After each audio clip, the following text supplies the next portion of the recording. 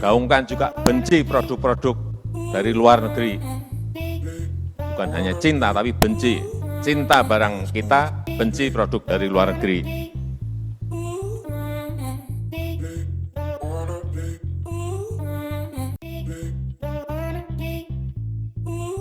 Tapi tadi Bima Arya menyatakan bahwa saya membenci Pak Jokowi. Apakah Pak Jokowi produk asing sehingga harus saya benci? Kan enggak kan?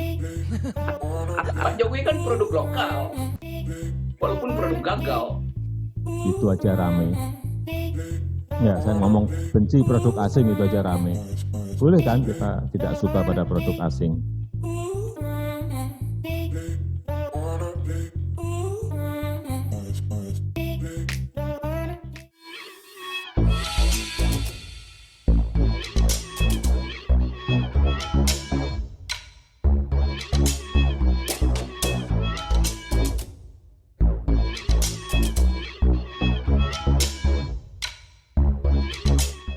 Tonton video ini sampai selesai agar Anda tidak gagal paham.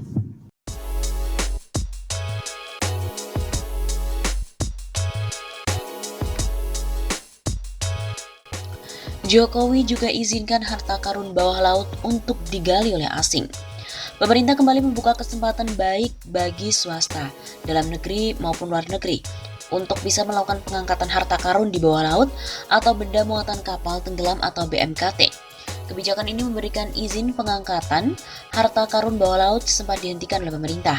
Pada era Menteri Kelautan dan Perikanan Susi Pujiastuti, periode pemerintahan Presiden Joko Widodo pertama, aturan pengangkatan BMKT dinyatakan tertutup untuk kegiatan investasi.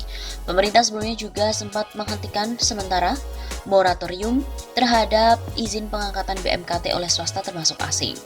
Saat ini pada periode kedua pemerintahan Jokowi melalui Undang-Undang Nomor 11 Tahun 2020 tentang Cipta Kerja, pemerintah kembali membuka kesempatan investor termasuk asing untuk mencari harta karun bawah laut yang berasal dari muatan kapal yang tenggelam di lautan Indonesia.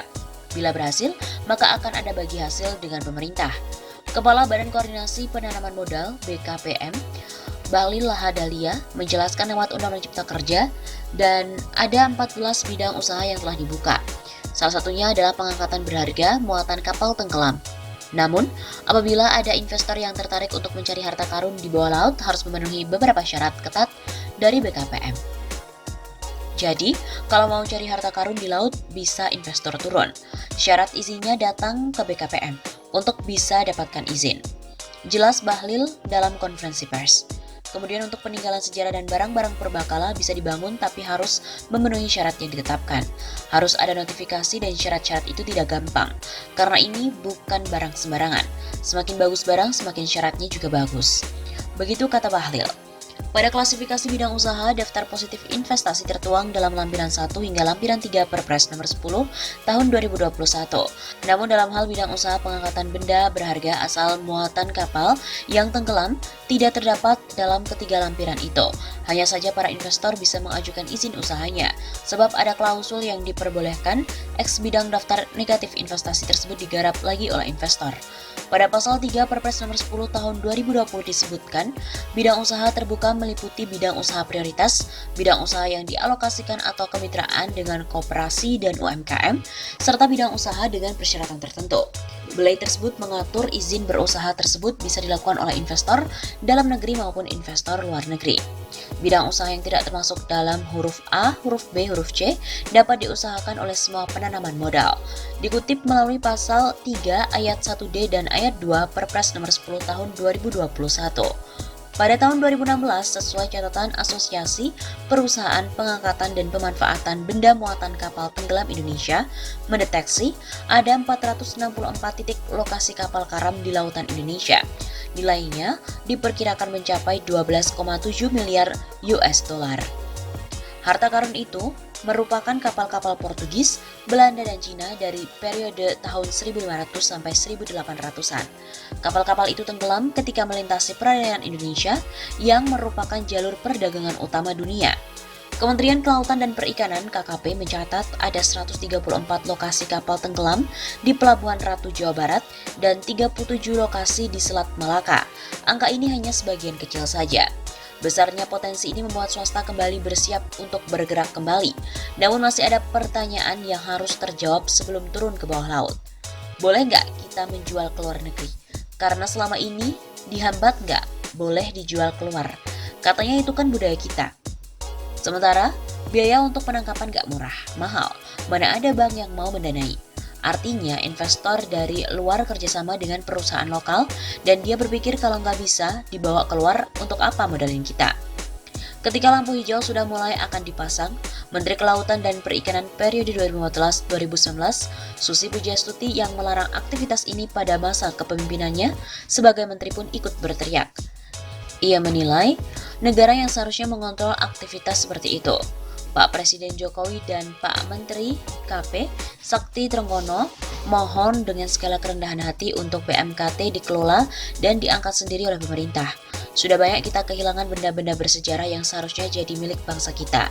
Tulis Susi di Twitter miliknya @susi_pujiastuti pada Rabu 3 Maret malam.